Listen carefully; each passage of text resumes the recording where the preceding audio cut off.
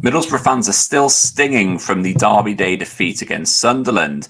The Teesside has lost 1-0 at the Stadium of Light last weekend, which means that the club is now sitting in 12th position in the Championship table with just 8 points from 6 games. But there's one question that is on everybody's lips. What is going on with Riley McGree?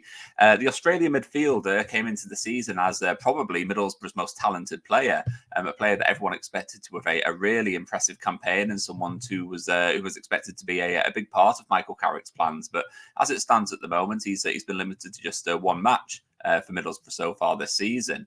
That came on the opening weekend of the season against Swansea City.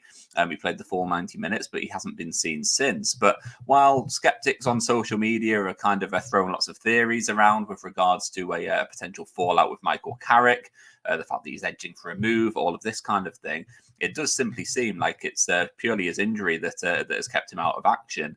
He missed a few weeks of through August and into the start of September with this troublesome injury, which Michael Carrick spoke about openly during his press conferences during that time.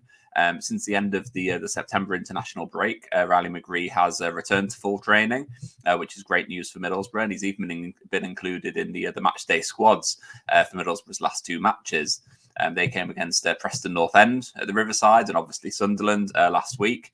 Riley McGree made his way onto the bench for both of those games, an unused sub in both of them, which was a little bit, a little bit sort of alarming, I guess, for some Middlesbrough supporters. I think in both games, Middlesbrough had been in a position where we were chasing something from the game.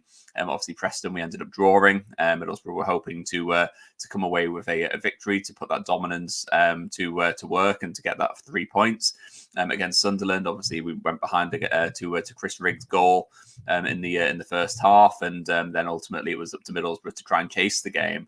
And Riley McGree certainly someone who has the ability to carve open defences, to drop into those little pockets of space, and really cause some sort of problems for the opponents. But in both of those games, Michael Carrick decided not to bring Riley McGree off the bench, which left a lot of supporters frustrated and annoyed in equal measure, really, with many saying that he should have been not only coming onto the pitch as a substitute, but also starting that game.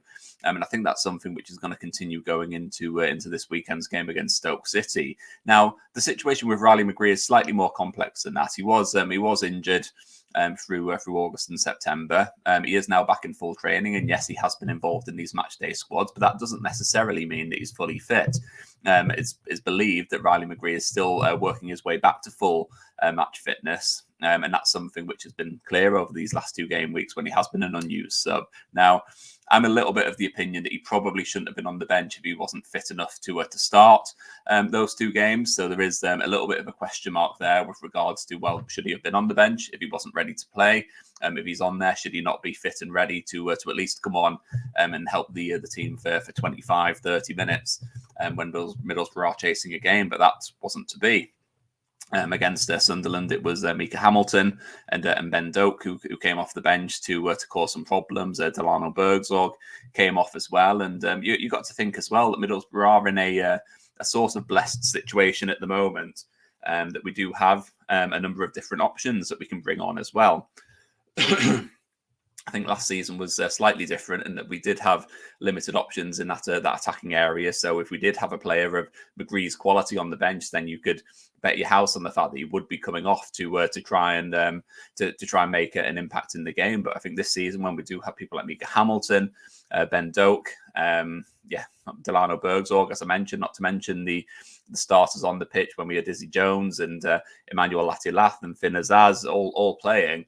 There are a number of players there who can make a difference. And so maybe Michael Carrick is just in that sort of positive position where he didn't necessarily need to bring Riley McGree off the bench. There's also an argument from a tactical point of view that maybe it wasn't the sort of game that needed McGree to come on.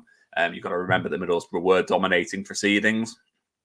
We did have an awful loss of the ball. It was just merely a case of not really showing the sort of required intensity to break down the opponents, to run at them, really cause them problems and get them on the turn. Something that Ben Doak was able to do in particular when he came on, and that isn't Riley McGree's game. But he's someone who, typically likes to play on the left flank, cut inside, drop into those little pockets of space, and cause problems from there. But I think for Middlesbrough, it wasn't really the sort of game against Sunderland where Riley McGree would have maybe been seen as the typical, the typical player to come on and make a difference. But I think going into this weekend's game against Stoke City, it is a little bit different. There's going to be a big clamour from supporters for Riley McGree to start in a lot of cases. I think a lot of fans will want to see plenty of changes against Stoke City because the last couple of results haven't been good enough. There have been players who have been underperforming, and that means that Middlesbrough fans will be wanting a couple of changes to freshen things up. I think a couple of the people who might be at risk of fans wanting them to be dropped out of the team are Emmanuel Latiolath, who just hasn't really looked at the races in the last couple of weeks. Izzy Jones, as well as struggles, particularly since the start of this season. He's just he just kind of seems to have lost that confidence to get on the ball and drive at his fullback. Something which made him a real handful in last season and in the season previous. He just seems to have kind of lost that ability. So that's maybe one where Michael Carrick might choose to bring Ben Doak into the starting 11. We saw a little bit against Sunderland what he was capable of by getting on the ball and playing 1-2s and trying to get in behind the defence. But I think for Riley McGree, it's a situation where Michael Carrick will just have to make the best decision that he can based on the information that he has.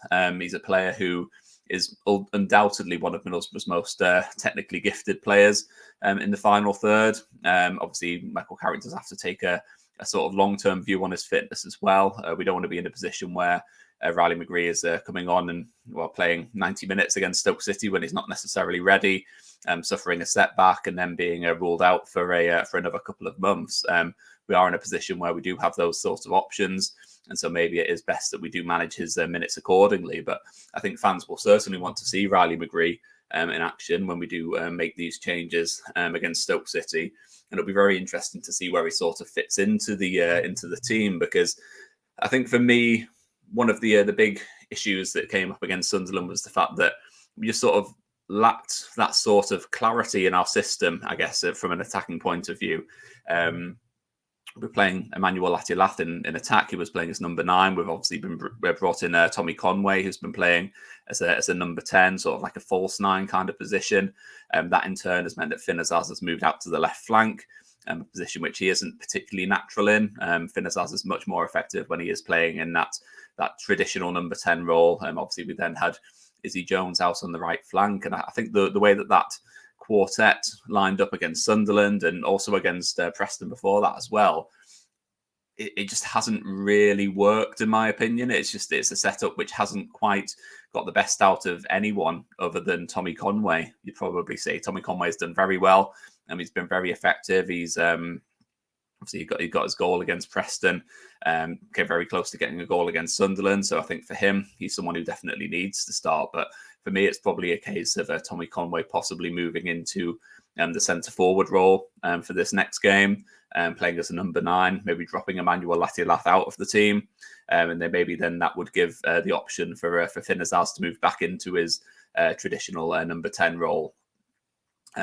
Doing what he does best, really, picking up the ball in those little pockets of space and playing those passes in behind, which he has done at the start of the season, and he's caused a lot of problems doing so. That to me will be the best way of doing things. That would then leave an opening on the left flank, potentially for Riley McGree to come in and start the game.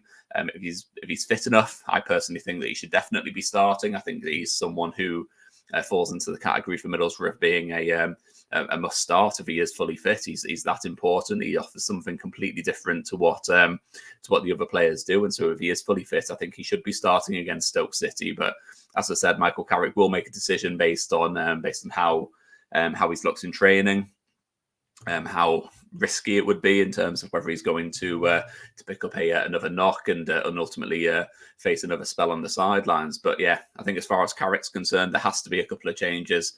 Going into this game against Stoke City is really important that we do get back to winning ways.